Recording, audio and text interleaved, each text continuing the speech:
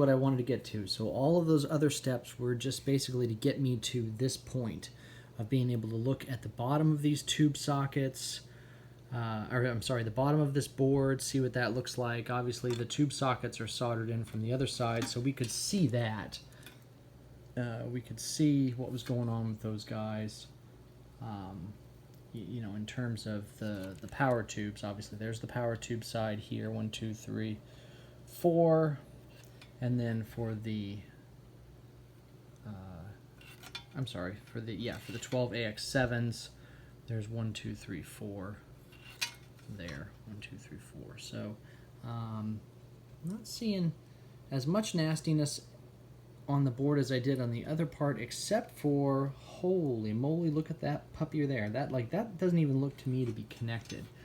I'm not sure. It looks like a heat sink. I have discharged the board, so there's no capacitance left. I'm not sure what that is. I am not. It's not a heatsink. It's I don't know. Transistor? I don't know. We'll look at the schematic and see what that is. This is the limit of my electrical know-how. And now that I have this board pulled, I can take it over to someone I know who is fortunately an electrical engineer, and will be able to verify what works and what doesn't work on this board. So I'm going to obviously make sure that all of these solder connections are good. There's some stuff that just looks pretty weak over here. If we look at, you know, some of these solder connections here, they don't look like they were bathed very well. Stuff up here looks a little bit better. I'm not seeing as much cold solder. You know, here's one here, but generally, you know, here's one that doesn't necessarily connect. But a lot of the solder joints do look pretty good. So yeah, definitely some good stuff here. I think this is a little bit better off than the board that I saw the catologist have on YouTube.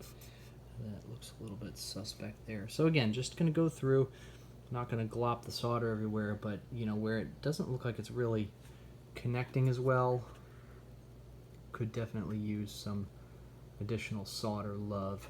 And I've got to figure out what's going on over here. The other thing I'm going to do is I'm just going to clean the entire board. I'm going to go some, you know, isopropyl alcohol, make sure that any corrosion between these solder points is, you know, not going to be an issue. So obviously I'll have touch up here. The tube sockets themselves, the 12AX7 sockets look pretty darn good. And if we look at the solder connections again for the power tubes, that's where we start to get some of that odd corrosion that looks like it's, you know, actually maybe bridging some connections between the two. It's just flux, but it might be a problem. The other thing I'm going to do is I'm going to go through and I'm going to check all of the resistors, make sure that those are good. And I still have to pull that board off. So while I'm here, I wonder if we can get a little bit of a visual on what that board looks like on the other side. And we're not really going to be able to see what's going on there. But presumably we don't have any broken connections in there. So yeah, so that's that. I'll pull that off just so I can look at all of these solder joints from a different angle and make sure that they're good to go. But that's just 2 screws holding it onto the pan.